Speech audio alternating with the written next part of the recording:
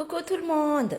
Vao mifoha maraindraigny za io agnamboatra thé cannelle dia afangaroko tantely na hoe miel fandrama zegny e.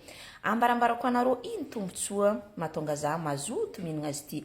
Mety possible tsy voatanisako eto jiaby e, fa karaha igny zegny anareo mba mahay koa manomboko niany hoe ino ma no tegna mahatsara migaka thé cannelle.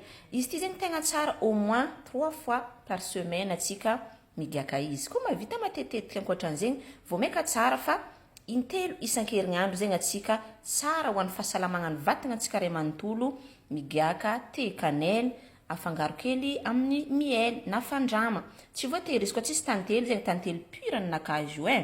Fa izy koa tsisy tantely mety ataonareo thé cannelle fo izy, asianareo siramamy hely fo. Dia azavazavako aminareo hely amin'izay hoe ino zegny tombotsoa. Izy ity zegny tegna miaro amin'ny fahasalamagna ny fo. Tsara ho an'ny fahasalamagna ny fo zegny ho an'olo misy problème ny resaka cœur na koa hoe anao zegny fisorohanao fo hoe mba tsy ho azony problème resaka cœur zegny anao. Tegna tsara ny figahagna thé cannelle ity. Izy ity koa zegny tsara be ho an'ny fahasalamagna ny lalan-drà.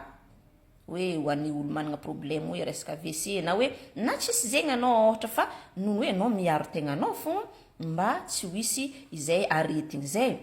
Resaka fahasalaman'ny lalan-drà zegny tegna tsara be koa migaka thé cannelle ity.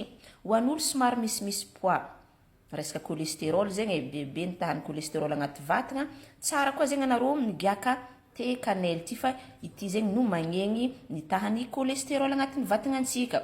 Na hoe mba somary magnegny poids-tsika zegny.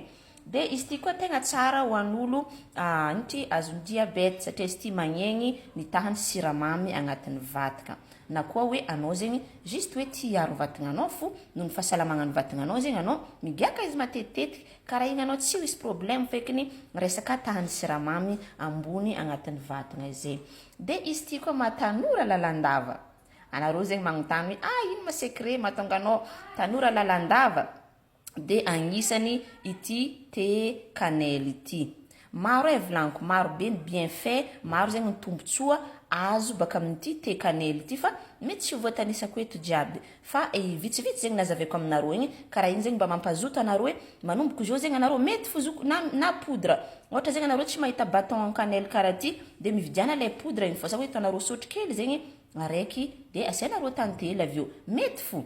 Fa ninakahy zegny matetika ampiasaiko bâton karaha ty. Igny zegny tapahako hely dia igny ampandiveziko agnatin'ny rano karaha anao magnano thé igny dia izy avy eo asiako tantely karaha io amin'izay agnatiny dia igny giako andeha agnamboatra zegny za jus io dia zegny nahatonga za hagnano vidéo hely za karaha igny mba hitan'olo mpagnaraka page nakahy, mba hitan'olo tiako be mpagnaraka page koa.